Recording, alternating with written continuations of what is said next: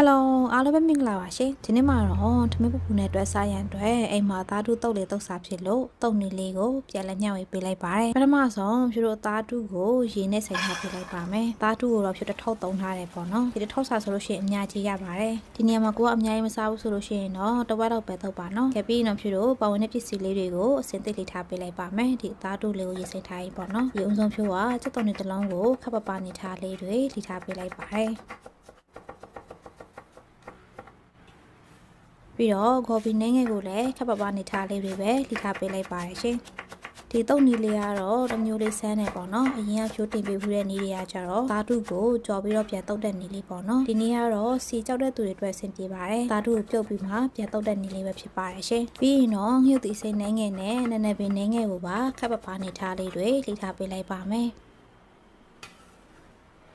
ဒီနည်းနည်းပင်နေရာမှာရှောက်ရွက်ကိုကြိုက်ရင်ရှောက်ရွက်ကိုထည့်မယ်ဆိုလည်းရပါရဲ့နော်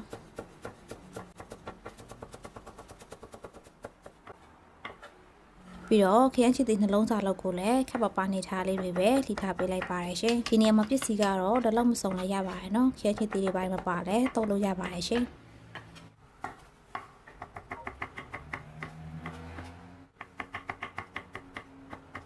ကဲပါပစ္စည်းအားလုံးလည်းလှီးပြီးဆိုလို့ရှိရင်တော့ဖြူတို့ခဏကရေစိမ်ထားတဲ့သားတူကိုပွက်ပွက်ဆူတဲ့ရေနွေးဦးထဲမှာခဏလောက်ပြုတ်ထားပေးလိုက်ပါမယ်ဒီနေရာမှာအကြာကြီးပြုတ်ပေးစရာမလိုပေါ့နော်ဖြူတို့ရေနွေးတက်တဲ့ပုံစံမျိုးလေး10မိနစ်2မိနစ်လောက်ပြုတ်ပေးရင်တော့ရပါပြီနော်ကဲသားတူလေးတွေရပြီဆိုလို့ရှိရင်တော့ဖြူတို့ရေအေးလေးနဲ့ဆေးချပေးလို့ရှိရင်အရည်တွေအားလုံးကိုပြောင်းသွားတဲ့အထိညှစ်ထားပေးလိုက်ပါမယ်ရှင်အသားတို့ကိုဖြိုးလို့ရေဆေးပြီးရင်းညစ်ပြီးဆိုလို့ရှိရင်တော့ခုလိုချင်းတဲ့ပုံစံမျိုးလေးတွေကတ်ကြီးလေးနဲ့ပေါ့နော်ခုလိုမျိုးလေးအစင်သိညှက်ထားပေးလိုက်ပါမယ်ဒီမှာဆိုလို့ရှိရင်တော့အများကြီးရတယ်ပေါ့နော်ပထမရေမစိတ်ခင်မှာအဲ့လောက်ပွားလာမယ်လို့တော့မထင်ဘူးပေါ့နော်အများကြီးရပါတယ်ရပြီးတော့ဖြိုးစပြီးတော့တုတ်ပေးရန်အတွက်သုံးမပကံလေးထဲကိုညှက်ထားတဲ့အသားတို့ကိုထည့်ပေးလိုက်ပါမယ်ပြီးတော့အစင်သိလေးထားတဲ့အသေးရွက်လေးတွေကိုထည့်ပြီးတော့မြေပဲလှော်ထောင်းနှင်းငယ်ပဲအကြက်မုံနှင်းငယ်နဲ့ညှုပ်တီကြက်မုံနှင်းငယ်ရတာအတွက်ကတော့အသားမှုံနှင်းငယ်ပြီးတော့ငံပြရင်နဲ့မကြီးမရေကိုထည့်ပေးလိုက်ပါတယ်ရှင်နောက်ဆုံးကြမှာစီချက်ရည်လေးကိုထည့်ပေးတာနဲ့အားလုံးသမတော့အောင်တုတ်သွားပေးလိုက်ပါတယ်ဒီမကြီးမဲ့နေရာမှာတမြသေးကိုအသုံးပြုပြီးတော့တုတ်မယ်ဆိုလည်းရပါတယ်နော်တစ်မျိုးလေးနဲ့လေးမှွေပြီးတော့စားလို့ကောင်းပါတယ်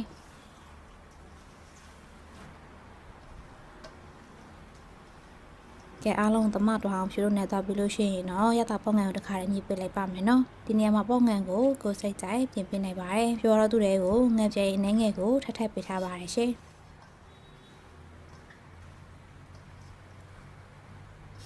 ကဲအားလုံးလည်းသမပြီးတော့ရတာလည်းလုံးဝအဆင်ပြေပြီဆိုလို့ရှိရင်တော့ရပါပြီနော်ဒီနေ့ဟာဆိုလို့ရှိရင်ချင်းဆက်ဆက်လေးနဲ့တစ်မျိုးလေးစားလို့ကောင်းတ